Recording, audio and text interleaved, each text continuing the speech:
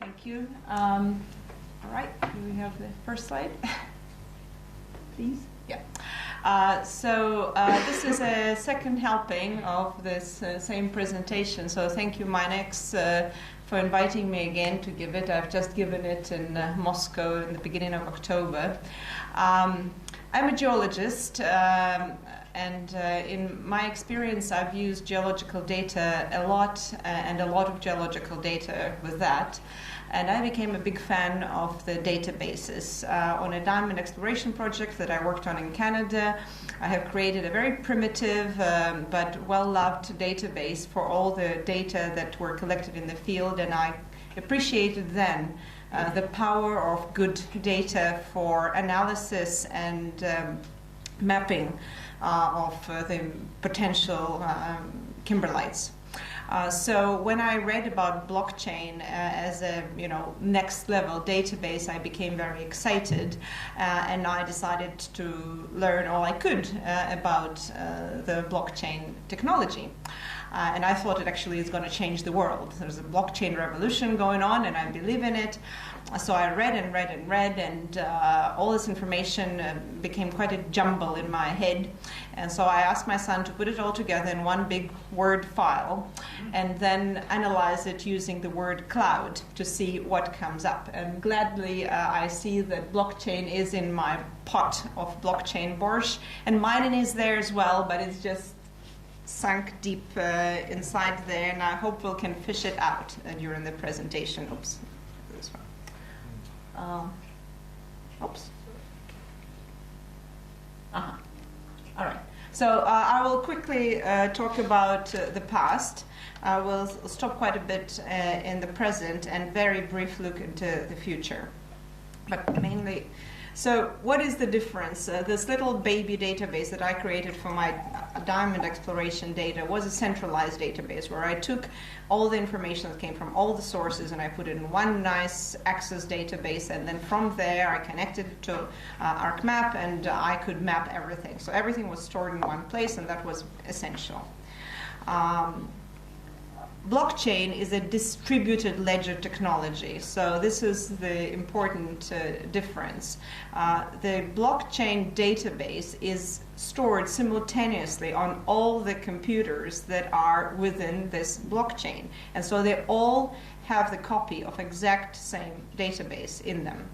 And another important difference is that every transaction that happens within the blockchain, within this network of computers, it carries in it, in an encrypted form, every transaction that happened before. So basically, you cannot change anything at any moment without all of these computers knowing it, and also there is no backwards movement. So it's super secure. The blockchain is often connected to Bitcoin, and for a good reason, because the very blockchain platform was introduced in a white paper published by a mysterious character called Satoshi Nakamoto, and he introduced it to create the Bitcoin currency. And so Bitcoin currency took off, and it developed very well, became big news, but it only related at the time to the currency. But blockchain has much bigger potential to change our lives. Basically, philosophically, it can create the world where cheating is impossible.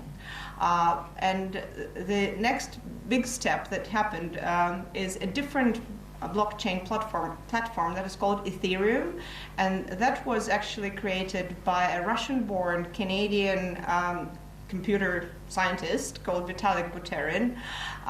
And the difference in Ethereum, although they also have their own digital currency, but it's a platform that is open to other applicants. So you can take an Ethereum platform and create your own application on it.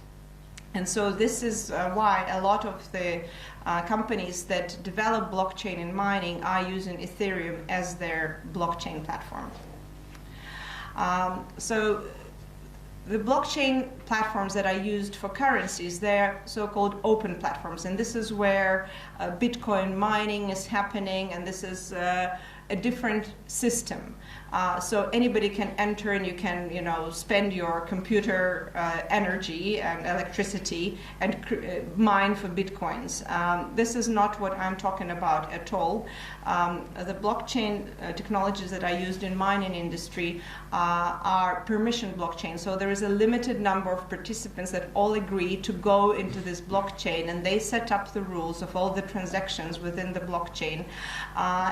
So it's a very different story. Nobody there tries to generate an income in this blockchain. This is for security of information transfer. That's what it's for, and speed. The blockchain platform allows time saving because the transactions happen directly between the peers. It's a cost saving because there is no intermediary. It is transparent because everybody can see what everybody is doing. Everybody has access to all the transactions, like I said, and it is very secure because of this encrypted code that is attributed to every transaction, and every transaction remembers everything that happened before.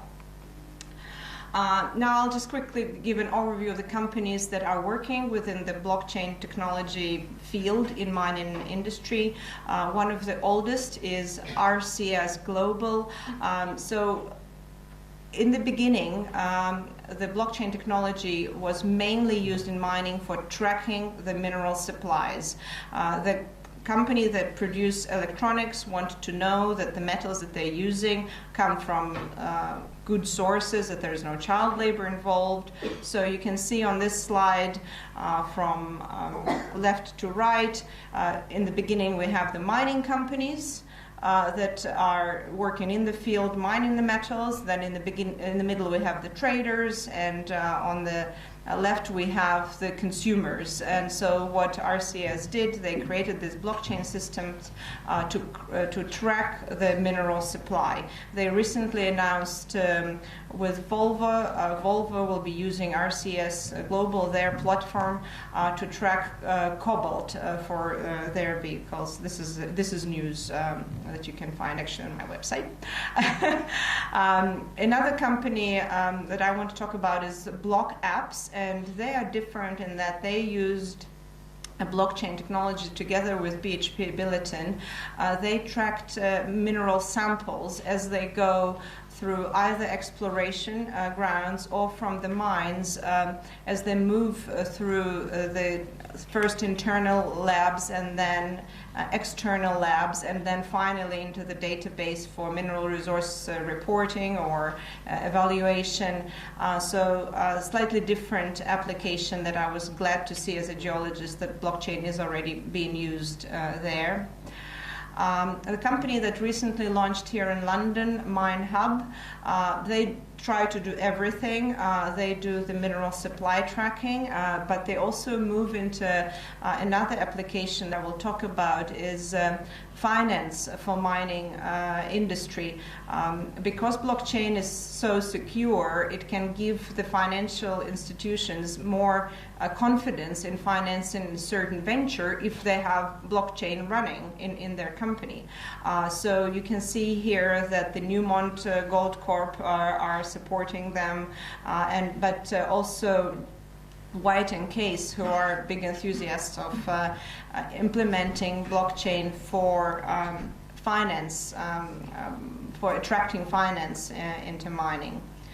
Blockhead, I just mentioned them briefly. Basically, they have two platforms, one for traditional tracking of the supply chain, also for audit and compliance, and the second is called Stamp Stream. This is for trading, for tracking all the trading of the minerals, and they work with Wheaton precious metals, so again in the gold space. MineSpider is a small startup in Berlin, started by a Canadian Nathan Williams.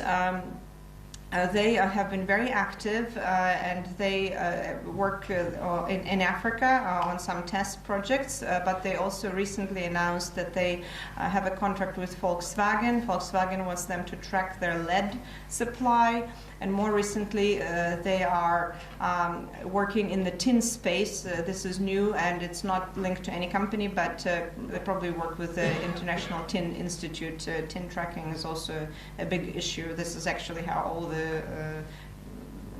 the tracking started, was with the tin in Africa. I worked in Rwanda, so I'm aware of that. So I mentioned already MineHub, and they work with White and Case, and White and Case wants to promote introduction of blockchain technology into the mining companies.